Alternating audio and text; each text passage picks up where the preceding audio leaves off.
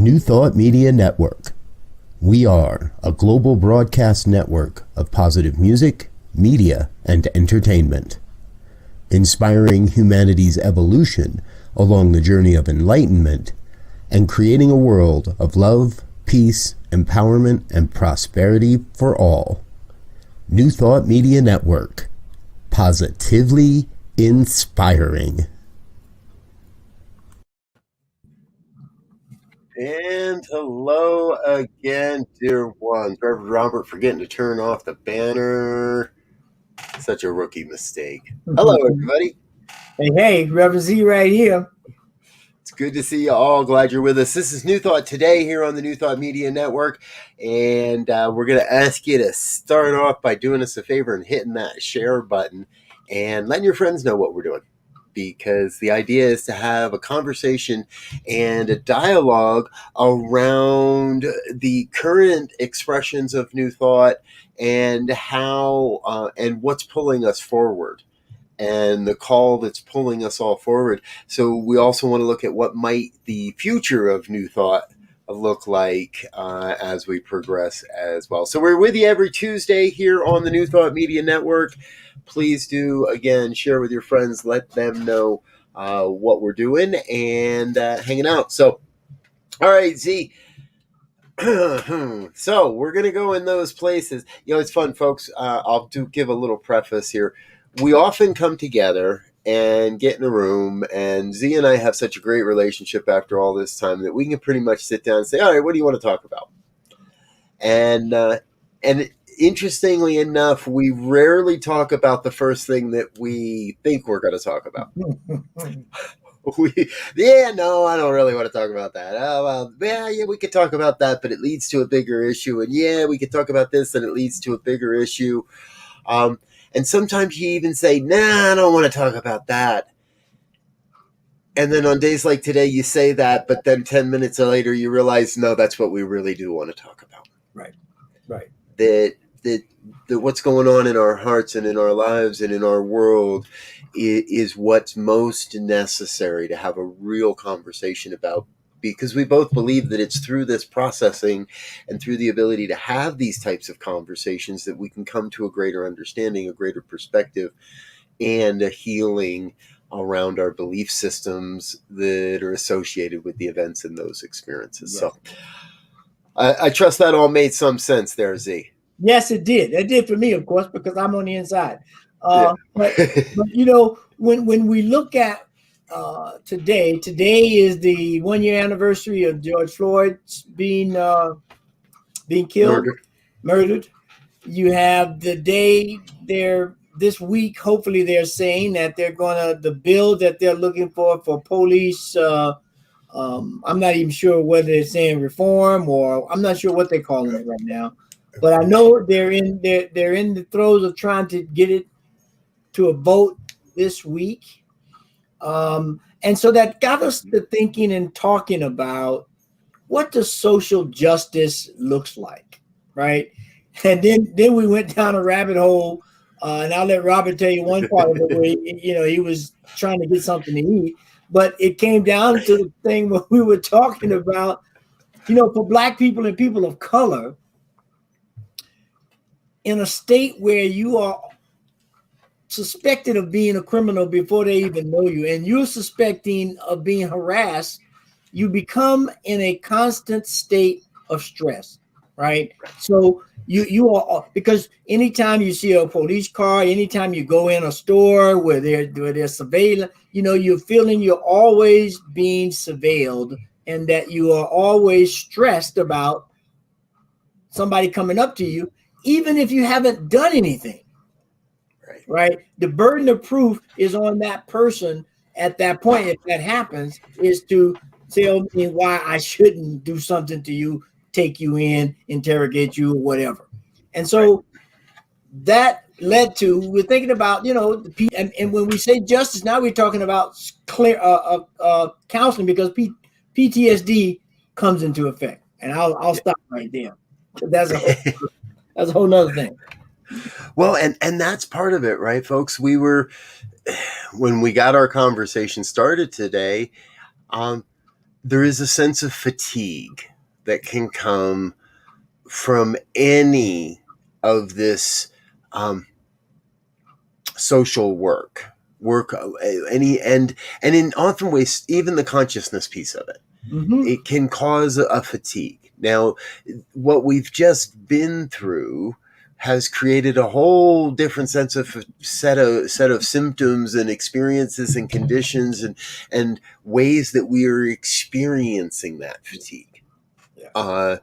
I am tired, to be straight up. I am tired of helping in unaware, unconscious white supremacists awaken to their own shortcomings or their own experiences. And I'm tired of the people that are proud of their white supremacy. I am tired of stories like Ronald Green and what we're learning about his death at the hands of the Louisiana State Police.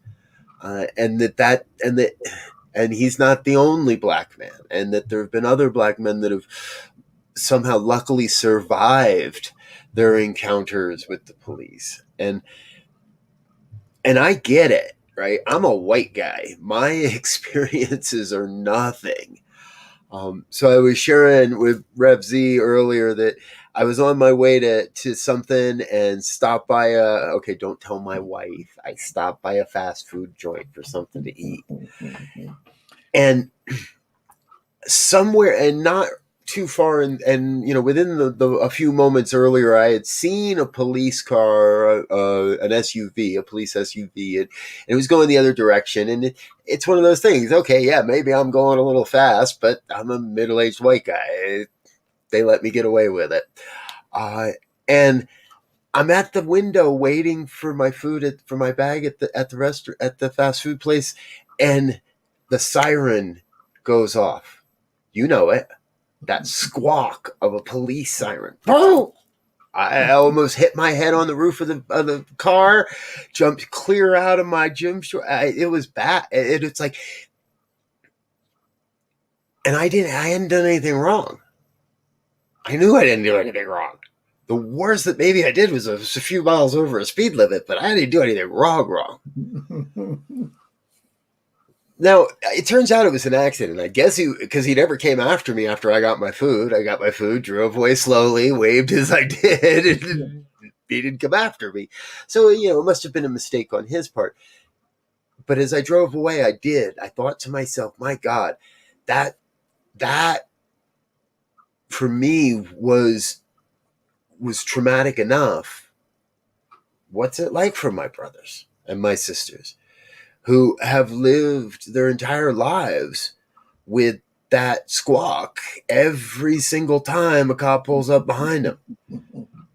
It doesn't matter what you do or what you don't do. It doesn't matter if your license plate is right, or it doesn't matter if it doesn't matter that you haven't done anything wrong. If you're a person of color and you get stopped, it would appear that's what we see. Maybe it's a small percentage, Z, but I wouldn't want to be. I love you, and I wouldn't want to be in your shoes on American highways. Yeah, It's interesting. You were just helping your son move, right? So you just did a drive on the highways. And we did. We did about 13 hours on the road. And coming from some small towns, and there was a lot of attention placed on making sure we were within whatever limits needed to be kept, because and even that is stressful, right? We know it's if you're doing something that you ain't supposed to be doing, whether it's right. eating too many cookies or all the way up to trying to take something from somebody. There is always that energy tension, dynamic tension that happens in the body. But when it's like you haven't done anything, and you still have to have that kind of intensity and that kind of awareness going on, it becomes 24/7 in terms of, how do you deal with that stress? Now, we've seen a lot of these police officer encounters, and almost every case, there's always been the statement made: we need to figure out how to send social workers or counselors or someone who is able to deal with stress to try to talk everybody off the ledge if need be, right? Because they understand at that level that people, when something like that happens, there's a level of stress that goes up, and every, the police are thinking, I don't know if they got something. The guy who or girl who they get stopped is like, I know I ain't got nothing, maybe, but it doesn't matter. And so now tension slowly goes up, and then somebody come in with a calm head and say, okay, hold up, what's going on here? I mean, because you see there have been people who had definite mental situations, stressful, psychotic kind of situations. Mm-hmm. The police was called to help get them to the right place or de-escalate the situation, and the person wound up dead. There's a few this year. Yep. Or just this year. Yeah. Yeah. And before anybody starts screaming and yelling that we're talking about defunding the police and all, no, we're talking about refunding. We're talking about how to move funds into a way that works. Right. Because what we know is, okay, there are some people that get a hold of some guns and do some bad things, what we would call bad things in this world, that use these laws and these principles for anything but the betterment of humanity. Mm-hmm. And those people need to be dealt with when they act up. And in that regard, there is warrant for some of the equipment that our police departments own. Right. But I don't believe that it's necessary on every call all the time. And Austin, Texas, I've recently heard. I haven't done an awful lot of reading into this. And if somebody's watching and knows, please feel free to chime in. Austin, Texas is doing work in looking at how to shift the funding. And they actually, my understanding is they disbanded their police department and then hired back all of the same employees, but with different job descriptions and a different set of expectations. Mm. And they've been able to dispatch more of exactly what you're talking about, unarmed, in some cases civilian. So we take away all of the militaristic, all the things that create fear in someone's mind. Because the Ronald Green case that I spoke about earlier, when I watched the video, and I really can't suggest you do because it is not fun to watch, but the first thing I hear in it is him saying, I'm scared, I'm scared, I'm scared, I'm scared, I'm scared. And the truth is he had right to be scared. And the end result is they proved him right, that he ought to have been scared. And he didn't kill anybody. And he didn't deserve to die for a high-speed chase. Well, and you think, and as always, there's never been a one-sided coin, right? There are two sides on every coin. Yep. And so you're speaking of Texas. They're looking to pass the law in Texas. Just heard this morning, hadn't heard it before, where open carry permits, you won't need a license. If I heard it correctly, everybody will be able to carry guns in Texas.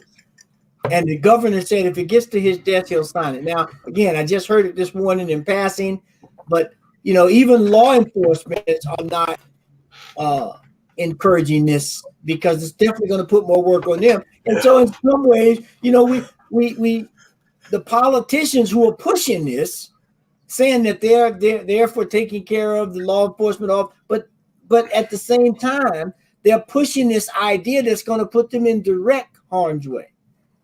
Yeah. We spoke about this earlier, and you just kind of sparked it in me again. it's become really difficult in many ways to trust the police. That is, in my opinion, where things are breaking down. The general population is losing trust in the police, and I understand there's a lot of people out there that are like, yeah, been there for 20 years, buddy. Like what took you so friggin' long? I get that, and I'm not saying, but overall society, I think we've reached that tipping point where the outright trust for the police is eroding and eroding very, very rapidly. And they keep giving us more and more more and more reason. It's not excuses, but more and more reason, more and more proof why we ought not to trust them. Right. And you just said politics, and my mind went, yep, them too. Mm-hmm. Right. And this is not partisan. This is not one side or the other. Now, I will be the first to admit that my personal beliefs line up on one side of the aisle, but that's not what this is about. On both sides of the aisle, the predominance of politicians, we got to start over. Well, to me, again, I use this phrase often. It boils down to something that Ernest Holmes says, that if what you are doing is not promoting and taking care of the enhancement, evolvement, and evolution of life, then we need to put a check on it. Now, that doesn't mean that there's no ebb and flow, that things happen. We understand that, and you deal with those as they come. But when you are preparing not for life to be evolutionary, if you will, flowing, and you're preparing for destruction and for stopping and annihilating, now we got a problem. And so, part of the challenge becomes, in my mind, when we look at social justice, and I'll say this for any and everything, it is a system of things that needs to happen. In social justice, you have counseling, and you have law enforcement, and you have rehabilitation if that's necessary. You have concern for life. So you begin. For example, I remember when I was growing up in the South. There were some people who got caught up on the wrong side of the law. Right. They weren't lawbreakers or anything, but they got caught up. They went to the penitentiary or went to jail. But there were programs that say, dude, you're a young dude. You graduated high school. No, we're gonna make sure you got a GED when you leave out of here. Or that program is available. And then once you can take up, culinary stuff, or you can take up wood shop or metal shop. So it helped with the recidivism, because there were opportunities for those people, the young people, a lot. Could be anybody, but good for young people to take advantage of things. Our social justice system does not, in my recollection, is not doing that kind of stuff anymore. Right. If you're in a federal penitentiary, I know there's a lot of opportunity, but state penitentiaries, a lot of them have gone away, and they become privatized in a lot of ways. And that's a whole nother thing that's going on that needs to be looked at. Right. And I agree with you there. It's there's a long running morbid joke in the circles I travel that say, if you're going to go federal. Yeah, right. Right. If you're going to go to jail for something, do something to make it a federal thing and go federal. Don't go to state. But, and that's a very white privileged thing to be able to say. Right. It's a very privileged thing to say. And it is a morbid joke. And I've worked to eliminate that thinking, because number one, our criminal justice is not justice, and it is a system of incarceration, and it is a system of oppression, where originally I believe we had a system of rehabilitation. Right.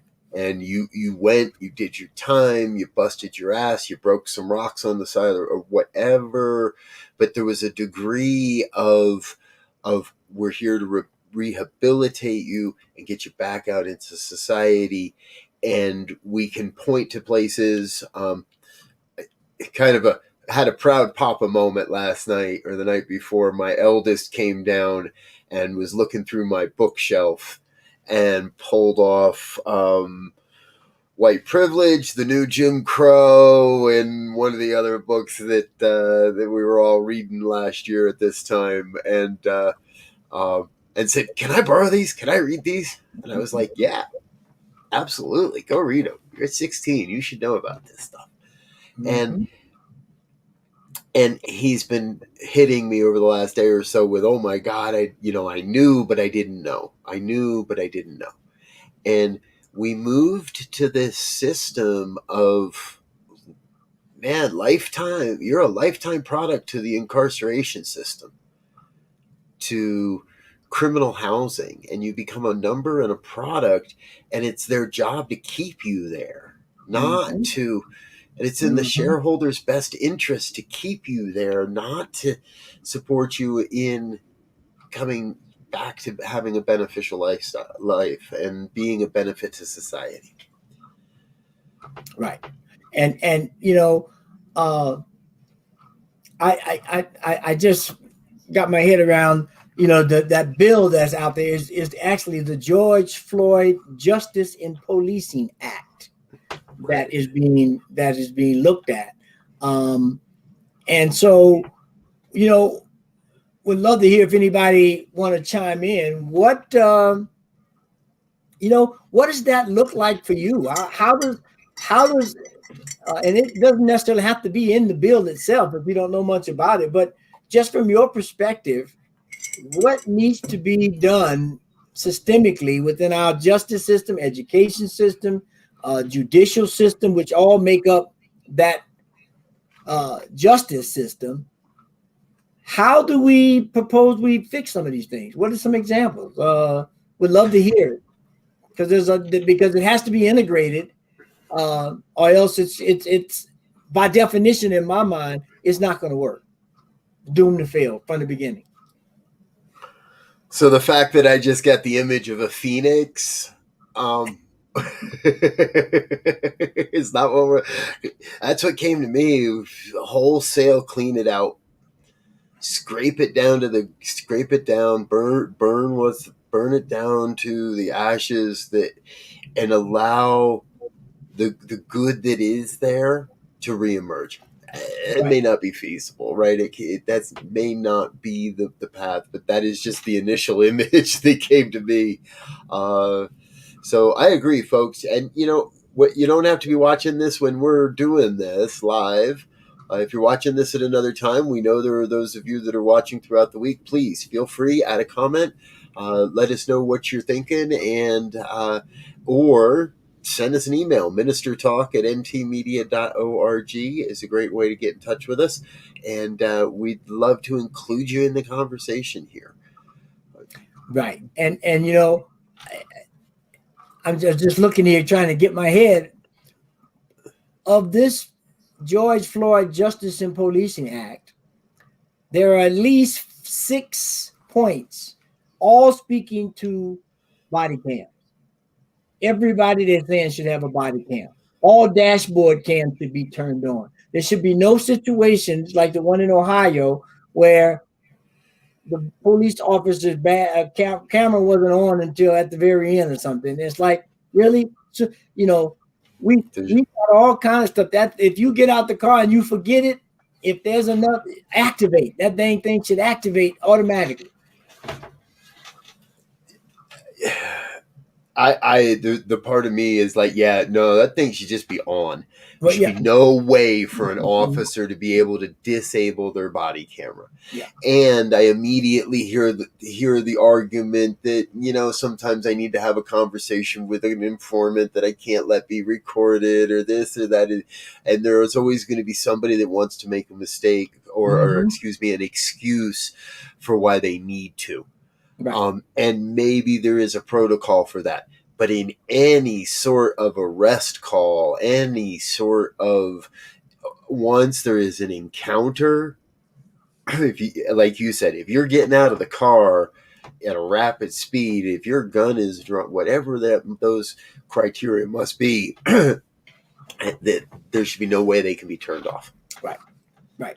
And again, they've just proven they're not reliable. And they've proven again and again that, and this is not just police, this is human nature. Yes. The countless studies on the fallibility of eyewitnesses, because we are inherently, we lose.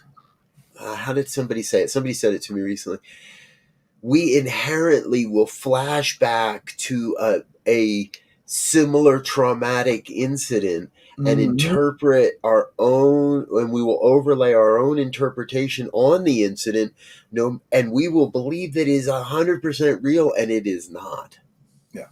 And we can totally be completely wrong in what we think happened. And that's especially true when trauma is involved or stress is involved. And so we understand that it happens on, the officer may get out the car and he may think it was the last time that one got deadly. And as far as he knows, all the time, right? And so now,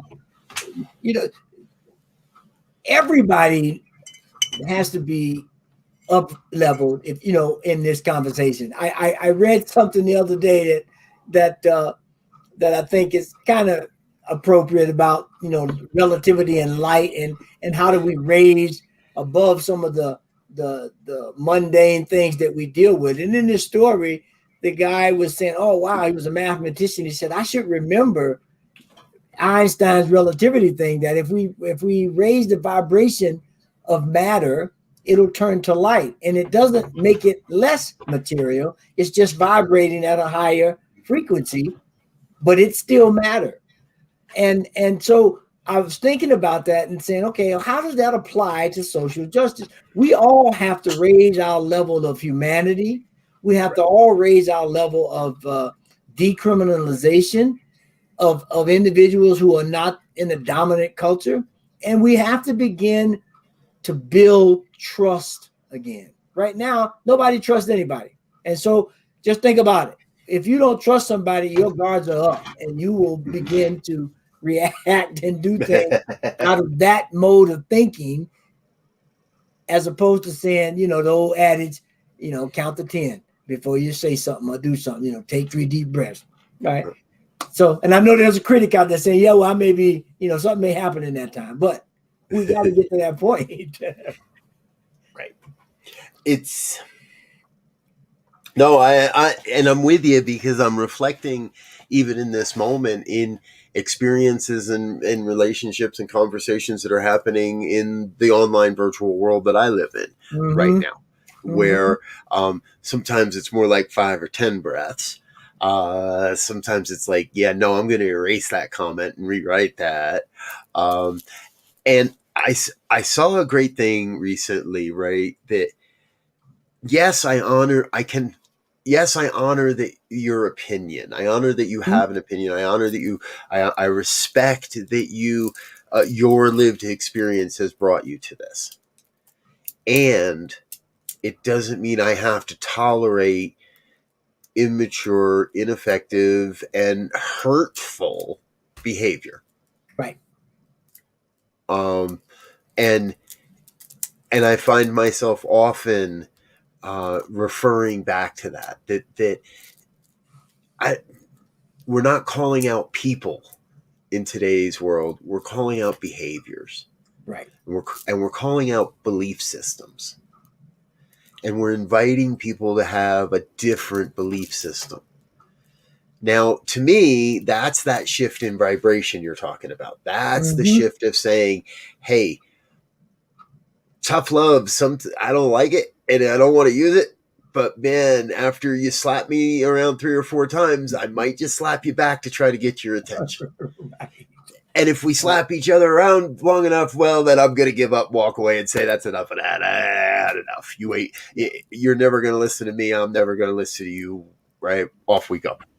But each one of us, I believe, is being called into a deeper sense of saying, this is what I shall allow, and this is what shall no longer stand.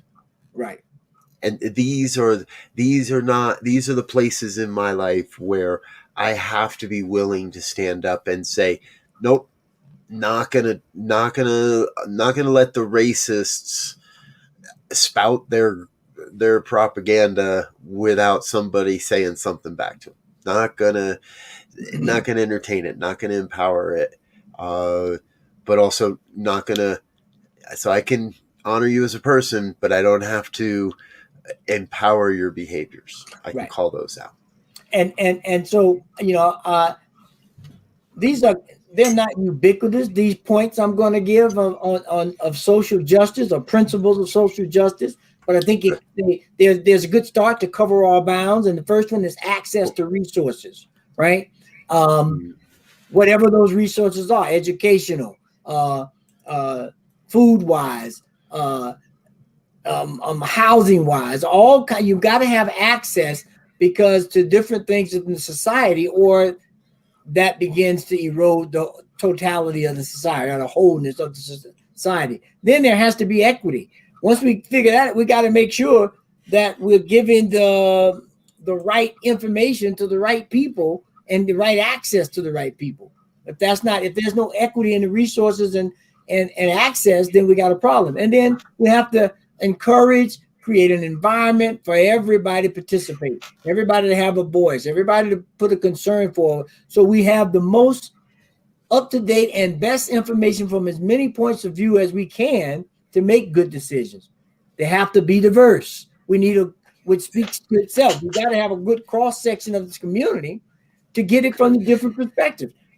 We're saying black male's life and viewpoint is different from a black female's life and viewpoint. So we can't just try to lump all that together because we're gonna miss. Now we can't do it all, but at least have the information. And then at the baseline, I mean, really, this should have been first, is human rights. We got to expect everybody as a human and treat them with that. Everything else will kind of bubble up from that foundation that we're all humans, we're one family.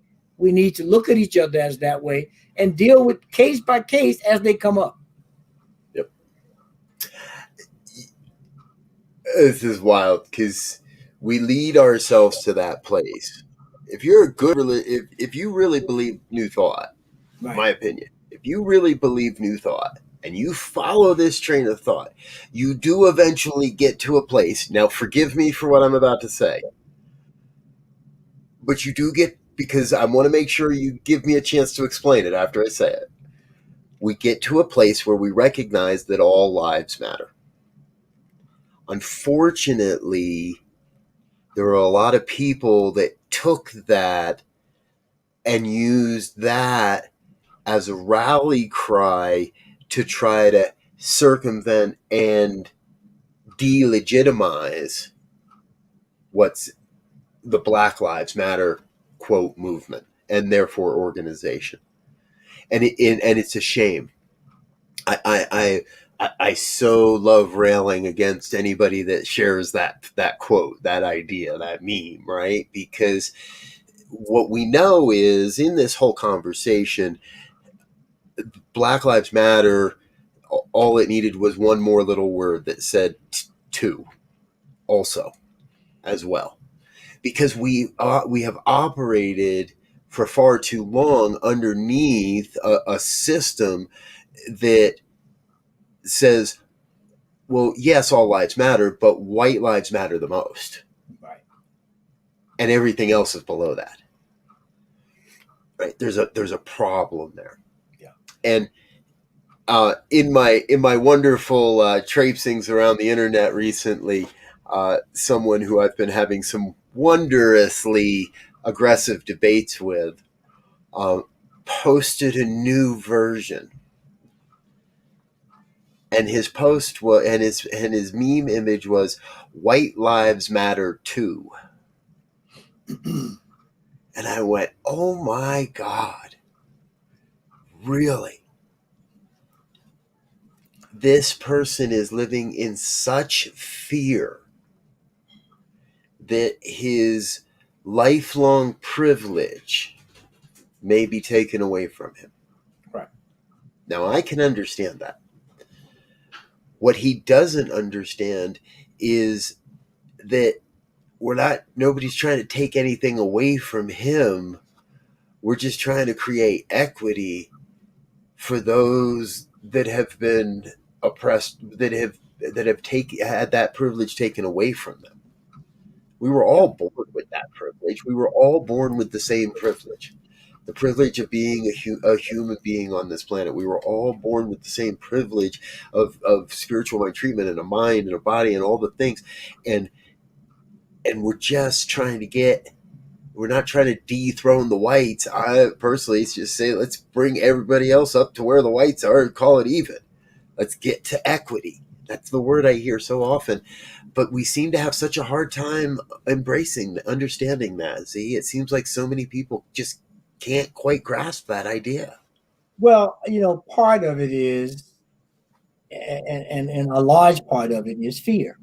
You know, because for that equity to happen, if I've got the lion's share of something, that means I got to give something up now. I have to share something a little bit more, or first and foremost, to somebody else, and I'm not sure what situation that's going to lead me in. I'm scared now. Will the tides be turned? You got all these crazy. So they say, it's just better to let me stay on top and take my lumps. But uh, this, when we start talking about social justice, it covers so many things, like, Yeah. religion, income, job, access, education, ethnicity, sexual. I mean, because I look at it, if you take it, which is one of my go-tos, from a nature standpoint, we know if we allow certain things to go extinct, and that's really morbid and way out there that I'm putting this to make the point. If we allow certain, they're talking about now, they're killing the forest in Amazon. And if they are causing the habitat for certain plants or animals or insects to go extinct, they're going to be messing with a huge part of the natural order. And whether it happens fast or slow, there will be a reaction. And now I know that's way down the road in terms of what we're talking about, race, ethnicity, and justice. But it's the same thing. Whether you put somebody in extinction by exiling them, not including them in the process, it's the same thing. That element, that thought, that idea, that understanding is not in the broader support of the system, and it will begin to show the degradation that results when you start pulling things out. Now, when you start in our situation, start pulling many things out, you just increase that downfall. Yes. Yes. And I'm reminded that the downfall is not necessarily a bad thing. Right? And we're not advocating wholesale revolt. We're not advocating Armageddon. We're not advocating a post-apocalyptic world.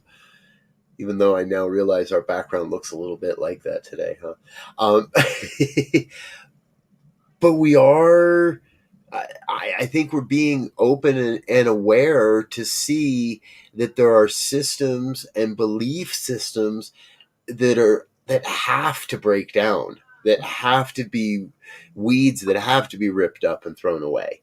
And there is a point, and I think this happens in a lot of society, and I guess in all societies up to this point, there comes a point where the people of the society have to make choices.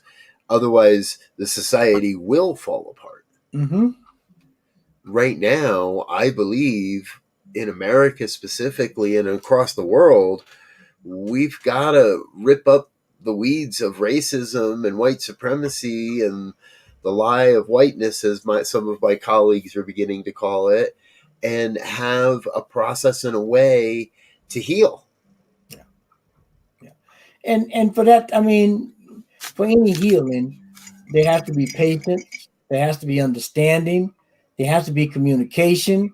And right now, our political system and our society system are not they don't appear to be willing to allow that kind of process to take place. They just want to still go off in the corners and Yeah. Increase the intensity of the issue. Yeah. And I get struck by this is if there is a healing, what is often there's also the rehabilitation, Yes. right? There's the relearning of maybe how to walk or how to eat or how to speak or how to operate in the world. I get it. There's a vast portion of America right now, predominantly white, that are need of some healing and are going to need some rehabilitation. Right, again, processes and ways for us to be together and to say, no, you're not. If you're a white person in America, no, you're not personally responsible for the actions of your forefathers, but you can do a lot of good towards healing the consciousness of this planet by at least admitting that your forefathers were racist and wrong. Right. And that we have benefited by those systems that they instilled, that Yep. we have unconsciously, inadvertently benefited by that.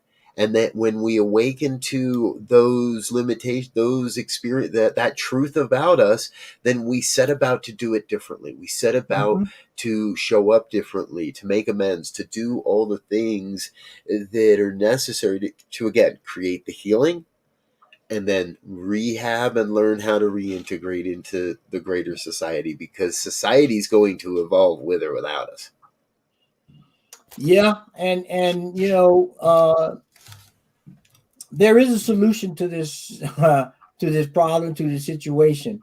It will take everybody having an open heart and setting on that foundation where we went through those five principles is look at the humanity of this, the human rights of this, the familyness of this, if you will, because um, even in our differences, we all understand, like at a physical level, we go back to that if someone had a kidney to transplant to me and I needed one, it would not, and it was healthy and a match and all that, it wouldn't matter anything. What race they are, what sex they are, what continent they came from, what language they speak, none of that would matter. The only thing that would matter would be the humanitarian act of that person saying, yes, if I pass, someone can use my organs, or someone, their parent or loved one, makes that decision. But that's at a humanitarian level. That's at a point of life being prime. Right. And when we begin to think and act and make decisions based on those kinds of interactions, things will naturally rise. The vibration will naturally rise, and we'll begin to look at people differently and experience them differently and interact with them differently. Right. What activities, beliefs, actions, ideas will propel life forward? Yeah. Will serve the evolution of life. That'll serve the continuation of life. Versus bitching about the fact that life ain't the way it used to be. Or what I want it to be, Right. or Right. right, but really being in that place of okay, how do I said this. I'll say this publicly. You know, you and I haven't seen each other in a few days publicly. So I had a great time getting to speak at the Center for Spiritual Living Denver last Sunday. You had the day off and asked me to fill in, and it was a great experience. And I always love being with that community. And I got to a point where in that talk where I was sharing that we were a lot of centers were using the Howard Thurman quote where the world's great need and your great gifts meet, right? Mm-hmm. And what I also realized is there's another indicating factor in there, and that's where the world makes you uncomfortable, where the world where the world just feels like a thorn in your side, where the world says, "Oh my, yee." Yeah. That is also, don't ask me to do that again. I can't do that more than once. That is also an indicator towards where our work is to be done, where we can no longer tolerate the behaviors and the consciousness that create those behaviors, that is part of where our work is. Yeah. And you know, and while you were saying it, I was sitting there thinking about, you know, looking at where we are and taking inventory. You know, I rolled back into what things were like when Obama got when he was first elected, right? And then I rolled forward for another 4 years when he got elected again. And then I rolled 4 years forward and looked at when Trump was elected. And then I look at where we are now and just look at all of the ups and downs and sideways and zigzags that have happened since that has, I mean, in the last 12 years, right? Yep. And the state that we're in right now, given the political, the pandemic and the racial, you know, where are we going to be in the next 12 years is a question for us to start thinking about and start saying, how do I want that to look? What is my part to play in that awakening to 12 years from now, right? Obviously, all of us will be older. Some may be retired. Some may be contemplating it. Some may have kids going off to college. All these different things are going to be taking place. And we think about what's going on now and just projecting, if we don't right the ship, where this thing is going to be in 12 years. And are we going to like it? Donald Trump could be in the middle of his second term of his second presidency if we're not careful. Could be. Okay, cancel, erase, backspace, whatever. We'll delete that in post-production, folks. You never heard that. Forget I ever said it. Right? But the truth is, yes, we are at a turning point that we have to be willing. And here, I've heard this term that I don't like, and I'm not going to promote, but this social justice warrior comment, right? Label. I don't like the label. I don't like the connotation of the people that use the way it gets used. Mm-hmm. So I want us to be more than that. I want us to be social justice visionaries. Yeah. And not just the type of visionaries that sit on a rock waiting for a gold brick to drop in our hands. That doesn't happen. The type of visionaries that look at what's real in the world and say, we understand there is a spiritual principle at play here that is higher and greater and grander than we may know.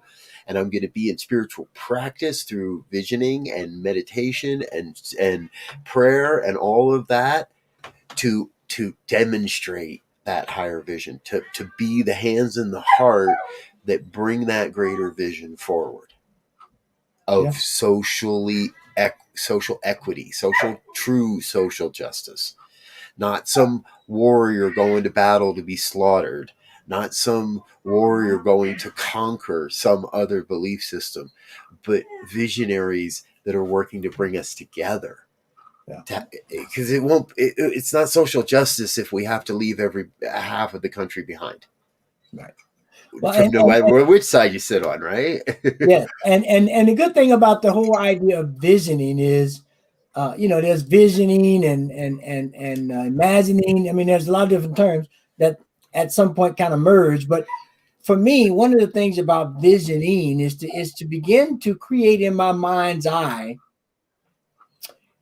what I would like things to look like, what I would hope things to be available. Because for me, it begins to give shape to it. And when that happens, it lets me know the kinds of resources, changes, ideas, approaches that may be necessary to make that happen.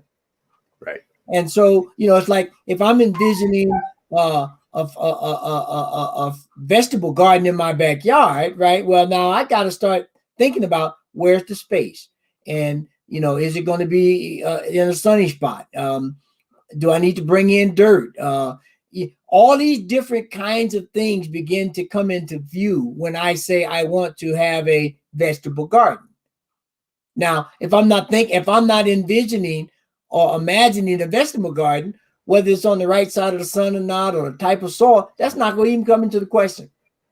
Right. Although it may, so once we establish this vision and go into this visioning process, it begins to create the support system in our mind's eye and in reality that's needed to make it happen. So when we start thinking about social justice, that we have to begin to think, how is it going to affect me? And now with, I heard someone last night on a program I was on, and it was a white white lady, and she said her son-in-law was black, and now her grandchildren are half black, and so her introspection and her awareness and her concern had just ticked up to another level now, because she was saying, yeah, previously I was aware, but I wasn't involved, so to speak. Now I got to get involved, because that person that gets pulled over could be my grandson. It could be my son-in-law.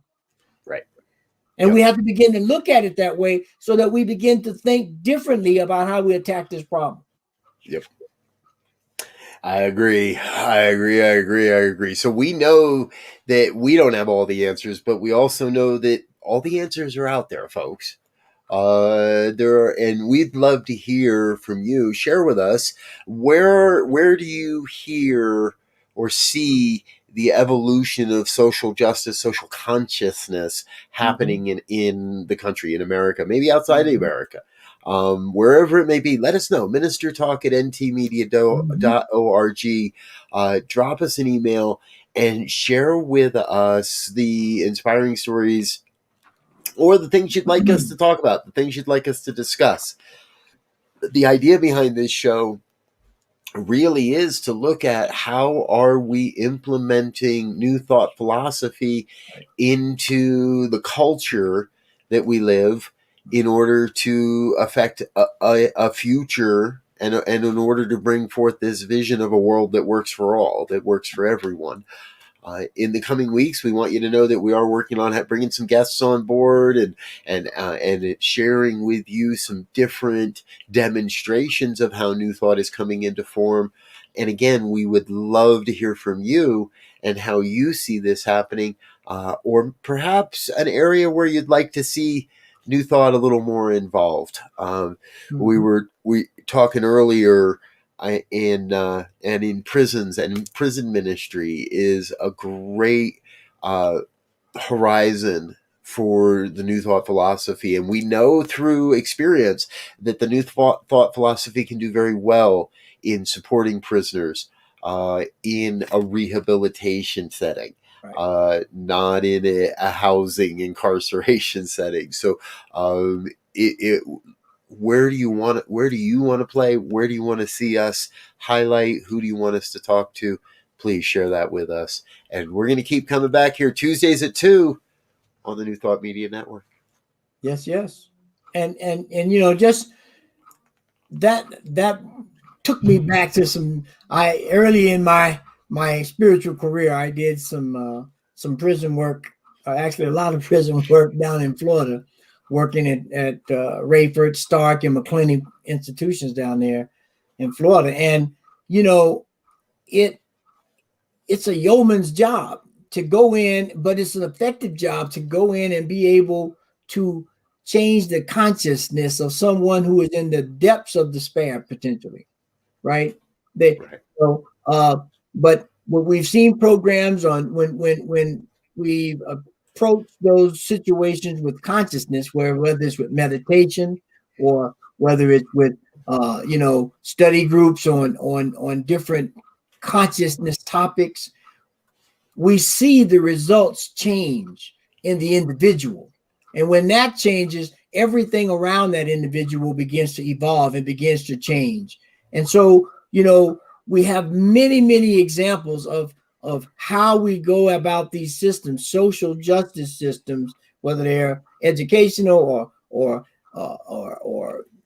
rehabilitation, whether it's mental, physical, whatever, that when we begin to do it with a level of consciousness, and a consciousness based on human rights and humanity as being one family that has equity, that there is justice, that resources are available, then we begin to see effective change, not just change that 5 years later we're going to have to come back and address this again, We see effective change that continues to grow and expand and do better and create its own environment and support system and checks and balances to make sure that it works continuously. Right. Gotcha. Yeah. All right, folks. I don't think there's anything more to add to it than that this week, at least. But again, we'll keep coming back to you with more and more. Z, great with being with you today, sir. Yes, sir. Always a pleasure to see how we can raise consciousness for a better way of living. Exactly. And we're loving your background today. You've kind of got these wing things going on there. They look kind of cute on you. I'm trying to fly. I'm trying to get a better view. Get up top. Get up top. There you go. I love it. All right. Folks, we're the New Thought Media Network. We're here all the time, having all kinds of fun. Stay with us. Immediately following today's program is the Vibrant Living Hour with our friend Ken Ludwig. That follows up at 3 o'clock. So we're going to sign off here shortly. There's the image. Remind you of that. That starts at 3 o'clock every Tuesday. Here, the Vibrant Living Hour with Ken Ludwig, science mind practitioner and dear friend of both myself and Rev Z. So come right back and join us for that. We'll be back again next week, and we look forward to being with you again and again and again. Until then, peace and blessings. Peace and blessings. Where's my thank you? There it is.